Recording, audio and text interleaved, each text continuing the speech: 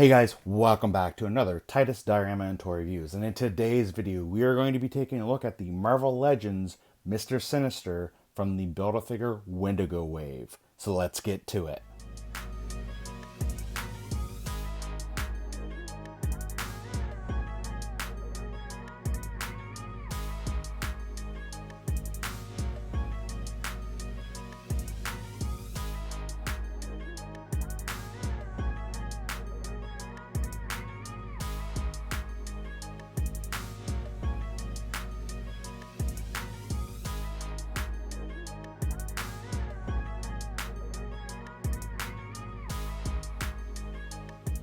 So guys, as you can see, Mr. Sinister comes in that standard window box packaging that we've come to expect from Hasbro. This allows you to see both the figure and Build-A-Figure piece. Now the side of the packaging has some really nice artwork, and the back of the packaging has a small bio, some nice artwork as well, and it also shows you the entire lineup that you would need in order to build Wendigo. So guys, with that stated, let's go ahead and get Mr. Sinister out of the packaging. Alright guys, so here is Mr. Sinister out of the packaging, and before we go over the Build-A-Figure piece and the figure itself, I do want to mention that this figure has been out for quite some time.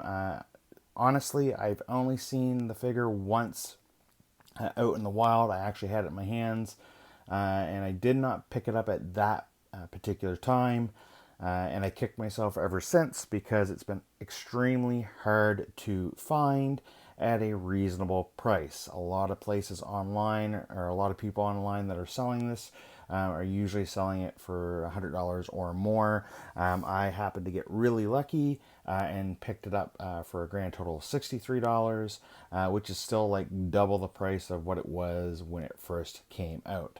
Now that stated, let's go ahead and take a look at the actual Build-A-Figure piece that it comes with, and it does come with the right arm of Wendigo. The sculpting is pretty nice. The paintwork on it, very minimum. It's just the blue over that white plastic, and I believe it's the same type of forearm and potentially even hand that was used with, I can't remember the name of the other Build-A-Figure that we had coming out. I think it was Sasquatch. But again, still well done. I now have 3 pieces of this Build-A-Figure. I may need to pick up the other additional pieces, but we will see.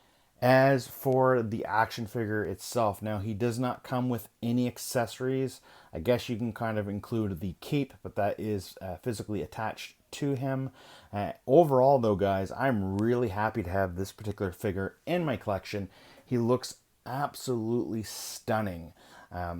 There isn't a heck of a lot of paint on this guy. Really, it's around the head and the chest piece here. Everything else is just in that sculpted plastic that they molded it in. I should point out that the inside of his cape is painted red. It is in the darker blue that it is actually formed from. The paintwork pretty much is spot on. I do have a little bit of paint missing right on the very top here of his head, and on the side there it's really hard to see, but it isn't as crisp as I would like it. Other than that, it's really done well. The only other problem I have to point out with this figure is I do have right around the neckline where they've glued the cape to the actual figure, there's a little bit of spillage of glue that came out. That can probably be easily scraped off, but it was like that right out of the packaging. I kind of wish that he had come with maybe a couple extra sets of hands so you can get some different posing. Really, he just comes with the opened hand here and the fist hand, which you can get a few unique posings with. I just wish they had more, that's all.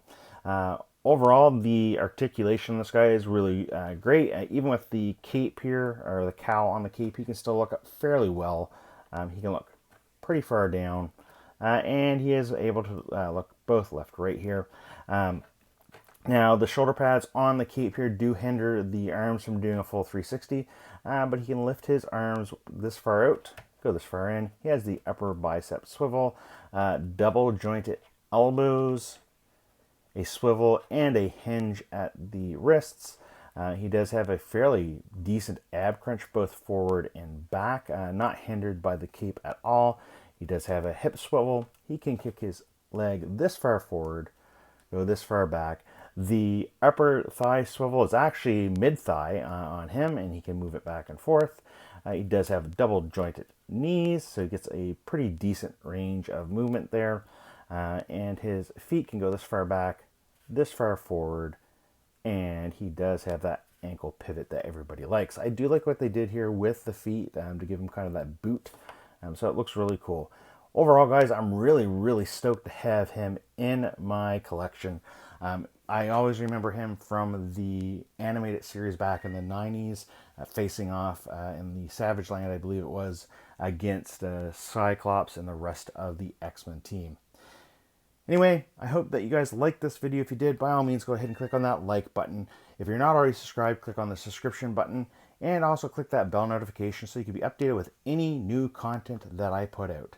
And as always, guys, stay nerdy.